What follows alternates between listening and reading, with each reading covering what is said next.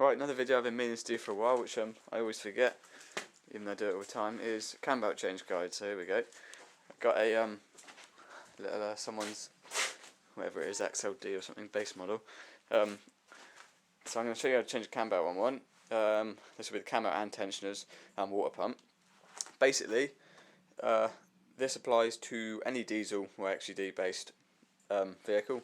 So that's like, this is actually the naturally aspirated version, but exactly the same procedure applies to the turbo version. The cam belt is exactly the same between the two. So first thing is to bring it in, and you've got to get the cam belt covers off first. So I usually take the back one off first.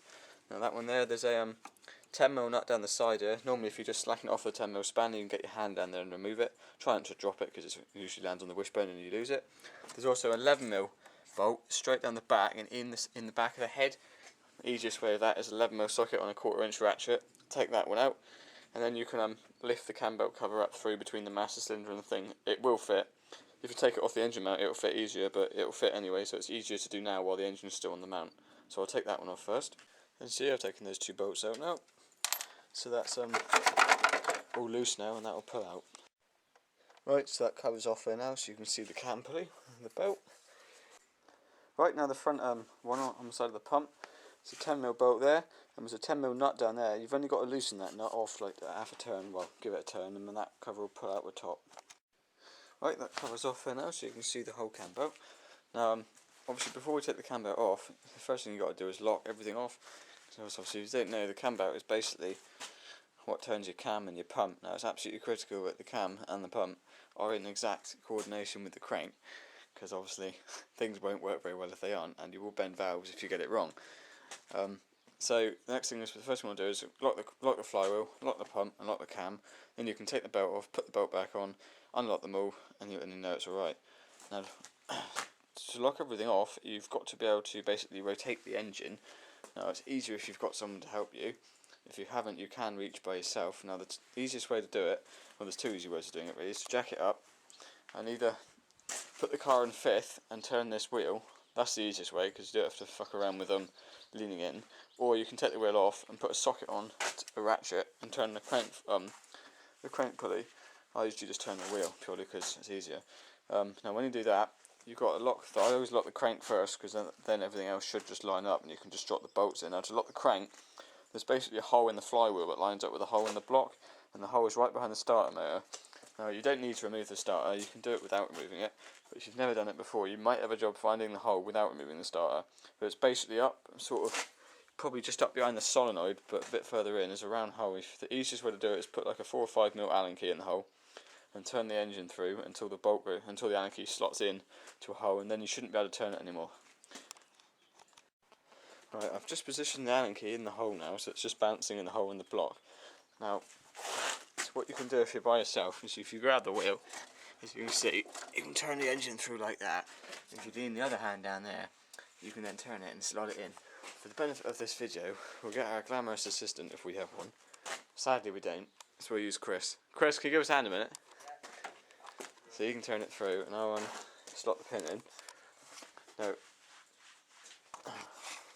you just swing it clockwise. It's almost there. So as you see, he's going to turn it, and you might hear it clunk in. Hear that? Right, that's gone in now. So Chris can't turn that anymore. So the crank is now locked in top dead, which is ideal. Now we've got to lock the pump and the cam. Now the cam, there's a single bolt. It's about the 5 o'clock position. You can throw any old bolt in there. Intercooler bolts are the right thread if you've got a turbo one. The pump's got 2 bolts. Put them both in, because if you haven't got the big enough bolt, it's a bit of a bugger. So put them both in. They're the same threads. You might have to use a slightly shorter bolt though, because you won't be able to get to it otherwise. So you screw them in next. As you can see, I've got that locking bolt there. It's in the cam, and there's those 2 bolts down the bottom and up the top in that. So everything's locked up now. So it's now safe to take the belt off. And to get the belt off, we firstly got to take the aux belt off, and then take the bottom cam belt cover off. So to get in there, take the front wheel off. Obviously we've already got it jacked up from what I have, because I turn the wheel. So you want to jack it up and take the wheel off. Now if you've got them, which this car has, a lot of 36s have fallen out, you need to remove the splash guard so you can get to the aux belt. It's It's just held on by these rainbow clip things normally, or screw clips, but you should be able to see how they're held on. Right, so once you've got the splash guard off, you can basically get the crank pulley exposed. First thing to get the aux belt off is to release the tension on it. Now this one here is your aux belt tensioner, and that's the pulley up there. Now to release that, you've got to undo that lock nut, undo the lock nut that's in the centre of the pulley. There are 2 Allen bolts, so you just slacken them 1 turn. Then on the bottom here you've got your adjuster screw. You want to screw that one right out. Actually, to slacken it, you screw it in actually, and that will release the tension, and you can just peel this belt off. Alright, so slacken those 2 lock bolts off now. So you're going to screw that one in. See, as I'm doing it, belt's getting looser and looser, so just do it enough until you can just pull the belt off the side of all the pulleys. You don't need to remove it completely, just pull it off. As long as you pull it off the crank pulley and got it to the front there out the way, saves routing it back on later. So I've slackened that off there quite a bit now. Take that out. See, we've got loads of flop here now, so just fucking run that one off. To be honest, this belt could do a changing on this car. Actually, it's cracked up and it's gone all shiny, which is a good sign that it's about to die. This water pipe here, if you want, you can undo these 2 clips and it just cools down out the way. You'll probably need to get to that centre Allen key bolt. Like that, just leave it over there. It's not in the way. The next thing is to get the crank pulley off, because you've got to get that off to be able to get the cam belt and the cam belt covers off. So you've got a big nut in the middle. Now, if you've got an air gun, that's the easiest way to undo it, because it'll be bloody tight, I expect. So if you haven't, you have to use a big breaker bar and a long bar. But yep. One thing to note actually, if you haven't got an air gun and you need to undo that bolt, I'd actually recommend undoing that as one of the first things you do, purely because if you try and undo it now with an Allen key in the thing, if the Allen key isn't a particularly good one, there is a chance you might actually snap that off, and then it'll be ended up in the bell housing, and then you've got a bit of a mission on to get that out. So what I would do is, if you haven't got an air gun, the first thing you do is full lock right with the wheels, get a bar on that, get someone to put it in gear and hold the brakes on, and give it welly. That's the other way of doing it. In fact, you don't need to have the wheel on, you can take the wheel off. Just put a couple of wheel bolts in, possibly just to avoid breaking the set screws. Get someone to anchor the brakes up and undo it that way. That will put the strain on the brakes rather than on the flywheel lock. Alright, so for the lazy of us, just use an air gun.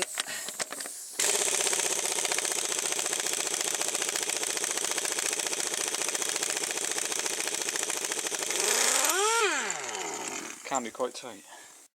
Alright, now you've got to get the crank pulley off. Easiest way to do that is, well, it basically depends if you've got slack. Like this one here that I can feel was a little bit of movement, that will come off easily. Just rock it forward and back and it will slowly slide off. If you find it's absolutely solid, then you want to try hitting the centre, put the bolt back in, catch it by 6 or 7 turns to so you've got a positive on the crank. Apply a little bit of leverage behind the pulley with a screwdriver or a pry bar or something, and then just hit the bolt real hard, and that sudden shock in the middle will usually set it off.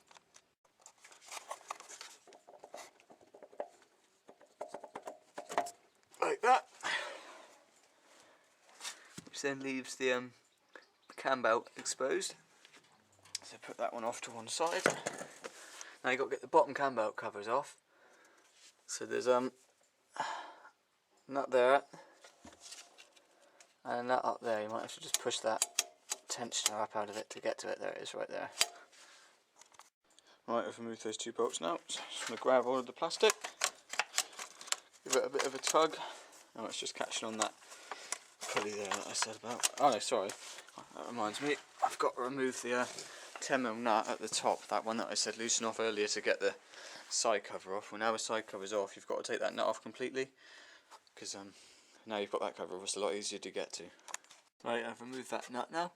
So while you're up here, if you just pull the cam belt covers across like that, go down underneath again, and give it a tug this time, and it will fall out like so. So that's the 3rd cam belt cover out. So now we've got to release the tension on the belt so we can remove it. Now, so the belt is basically routed around the crank, then comes up around the water pump, then it goes around the tensioner, up over the cam, down over the injector pump, round an idler and back down to the crank. Now so it's that back tensioner, or idler, it's the one that adjusts the tension. So we want to release that now. Now on the side of the block, there's basically, if I just get the new tensioner out,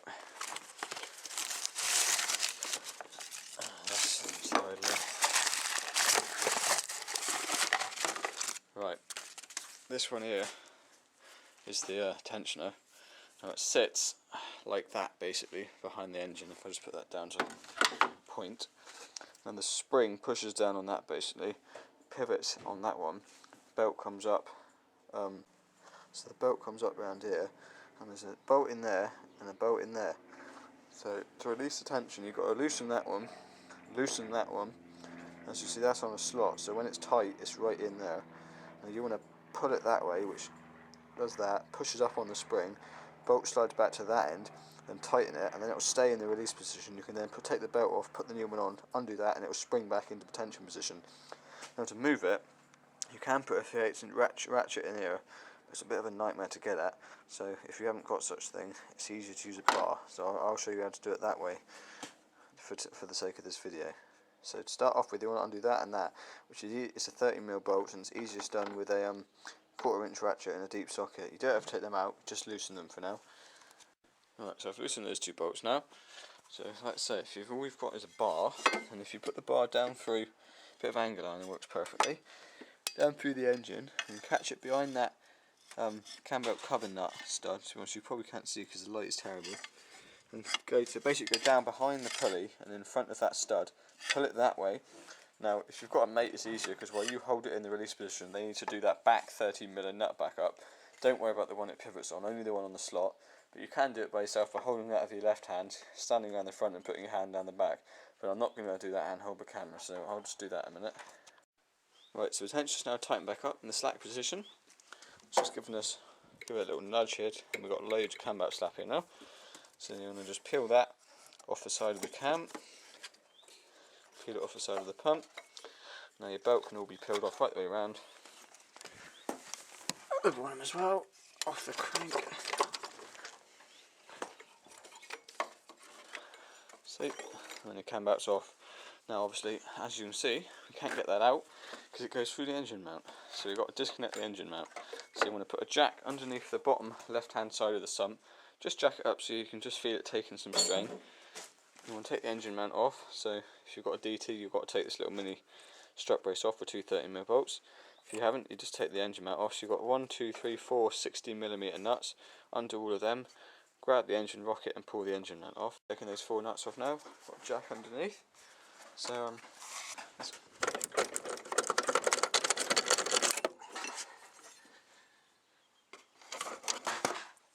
there comes off like that. Engine's now on the jack. So now we've got that off, we've got that gap there now, so we can just bring the cam belt up through here, turn it on its side, put it down there, and try not to get it caught in the pump like I have. Come out, you bloody thing.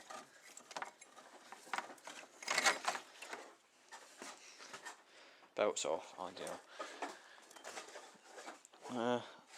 Yeah, it's quite bad actually, that one. Right, so now we're going to change the tensioners in the water pump. Now, you know where the back tensioner is. That one there, you just undo those two 30mm nuts you've already loosened and pull it off. Now as you do that, the spring and plunger will come flying out of the tensioner assembly, so try not to lose them. Just put them to one side. The idler is held on by 3 30mm nuts, which are best shown if I've shown you the idler itself. Sits down in the engine, undo those 3, and that'll just fall off. There's no tension or anything on that one. Right, so I've removed those 2 bolts now, and the third one, which is obviously one of the tensioner assembly bolts, which you can't actually get out because it hits the side of the car, but if you just pull it the whole way out, that's enough to release it. So if you stick your hand down and grab the tensioner wheel and pull it forward and up and down, and it will drop off like that and fall on the floor.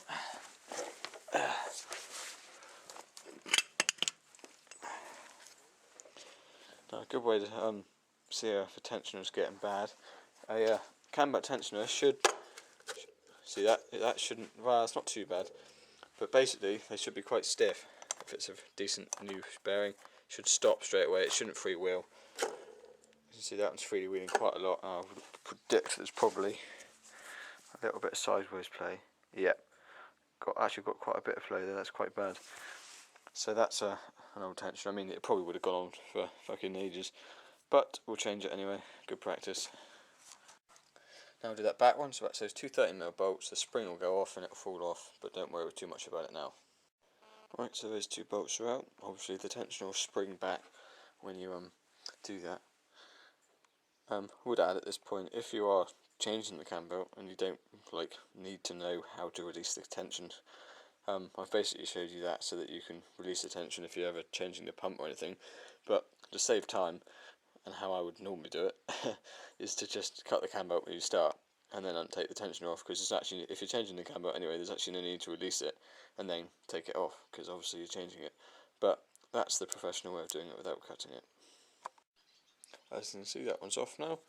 Exactly the same, this one it spins really easily and there's a bit of play.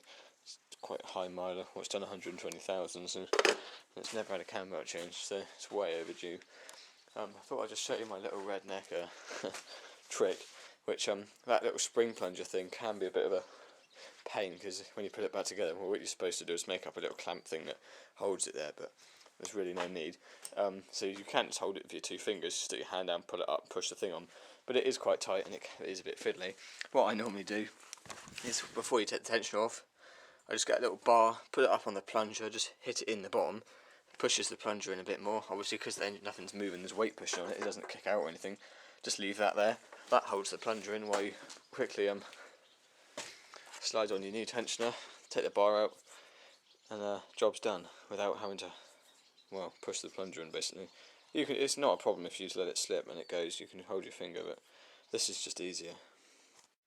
Right, so once you've put the new tensioner in place, you want to lock it in the slack position again, so you can do that by obviously using that bar like I showed before, levering it back, tighten the top bolt so it stays in the slack position, and then that's ready then to put the belt back on. And all you've got to do is change the water pump. Now, the water pump is held in by a ring of 10mm bolts that go right around the pump, and it's that last pulley that you haven't touched.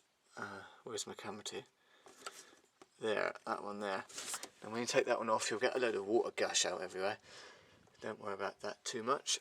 So take the nuts out, pull it off, there'll be a gasket, and you want to clean up the surface on the side of the block so it's nice and clean, and use a new gasket as supplied with the new water pump, bolt it back in, and you'll have to bleed the coolant afterwards, so that's not a problem, and fill it up obviously.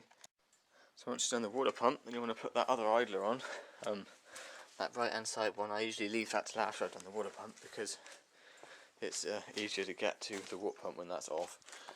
So I'm going to bolt that one back in again. I actually tend to use Loctite on all of these cam belt bolts, just as a thing of safety really. These aren't bolts you want vibrating loose inside the cam belt housing. Not very much, just a little bit, so they can't vibrate loose really. Right, so by this point you should have got the idler back on and bolted in, the tensioner on and tightened up in the release position, the new water pump on. So you're now basically ready to put the cam belt back on. So you want to slide it down through, get it around the crank first, and you want to feed it up around the front idler, pull it tight, bring it around the pump, but keeping it tight at the bottom all the time. So you basically want to end up with no slack this side. So around the pump, then pull it tight up around the cam, then slot it in behind the tensioner. So all around this front bit should be tight. Alright, so I've put the new belt on now. As you can see, I've taken up all the slack this side. It's all tight up round to the back of the cam, and then the slack is where the tensioner is. So what you want to do now is loosen off that nut that's holding the tensioner in the release position at the moment. The tensioner then spring back. Just put your hand behind the tensioner and just give it a push this way, just to make sure it's taking up all the slack. Then do up both 13mm bolts on that tensioner, right until that's nice and tight. Right, so I've released that tensioner back now, and it's in the tension position and all tightened up. So next thing you're going to do is put the engine mount back on, and then we'll turn it through by hand to make sure it's all okay. Alright, so once everything's back on and locked off, you can take your lock bolts out, and you don't forget your Allen key behind the starter, so that everything's free to turn again. And then what we're going to do is turn it over by hand. Whenever I do a cam belt, which has got to come off, I always go through by hand before I turn the key, because basically, if anything's fucked up, like you've forgotten to do a tensioner, or you've got a faulty tensioner, or you haven't put the timing right, basically if anything's gone wrong, as long as you turn it by hand slowly, you can't actually do any damage, because a piston will just come up against the valve and sort of stop. Obviously at that point you know you've done something wrong, so I always give it a sort of 3 full turns, make sure the cam belt is tracking right, so it doesn't look like the cam belt is going to track straight off. Otherwise, if you turn the key and it starts, you've got about a second before complete destruction. So always turn it over by hand, and you can do that by either putting it in fifth and turning the wheel, or actually for that I prefer to put the bolt back in the in the crank and turn it that way, basically. Right, so now the belt's on, it's pretty much just a reverse procedure basically. So the first step is putting that bottom cam belt cover back on again. Right, so now once you put that cover back on, you can put the crank pulley on and put the nut in. Loctite that bolt as well, I would, just because you don't want it falling out. Right, providing everything turns over freely, which it is, nothing's hitting anything. I can see the belt's not tracking off. If it's your first time doing it, you might want to just turn the crank again, lock the pin in behind the flywheel, and just make sure that the bolts still line up everywhere else, just to make sure you haven't messed up the timing. And you shouldn't have. As long as you take out that slack around the front, it should be fine. But it's just to double check really before you put it back together again. And I always fire up. I always put the rest back together and leave the cam belt covers off for the first start, just so I can keep an eye on the belt, just to make sure it's not tracking funny or flapping about. So I would leave those covers off for a minute. So I put the aux belt back on, which is just a case of putting the aux belt around the pulleys again, tightening down that one there till the belt's about tight. I normally do it so you can just sort of turn it 90 degrees, that's pretty much fine. Then don't forget to do the 2 locking bolts back up pretty tight. Clip that water pipe back in if you've unclipped it. Right, so put that aux belt back on now. I'm just going to start it up now and make sure everything's alright before I put those covers on. What I normally do is I turn the key without heating it first, so you just swing for a few seconds just to make sure everything looks, and keep my eye out the window, make sure everything's looking in order. You could disconnect the solenoid if you wanted to make sure it definitely wouldn't start, but a few seconds is fine, so if you don't heat it, that's fine. Then heat it and it should fire up as normal. Once it's started, stick your head out the window initially just to make sure that's all looking fine, and if everything looks by eye, leave it running, come out and have a look at it. So we're just going to do as I just said.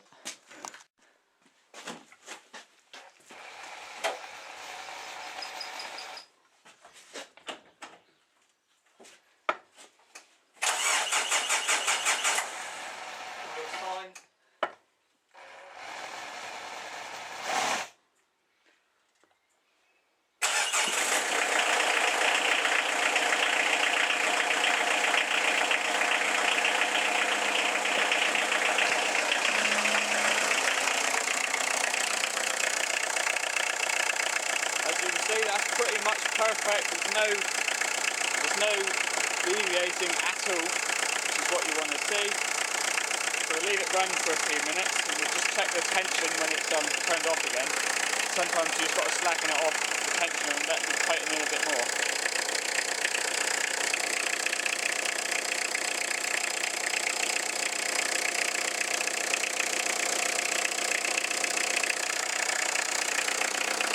Like I say, this is a 1900 straight, but this applies to the turbo engine as well. The cam belt procedure is exactly the same.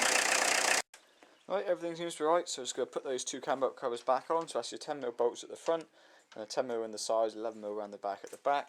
Put the wheel back on, and it's all done. Well, I've got a few other jobs to do to this one actually, but in terms of the cam belt change, that's pretty much all there is to it. Don't forget to clip those fuel pipes back where they came from.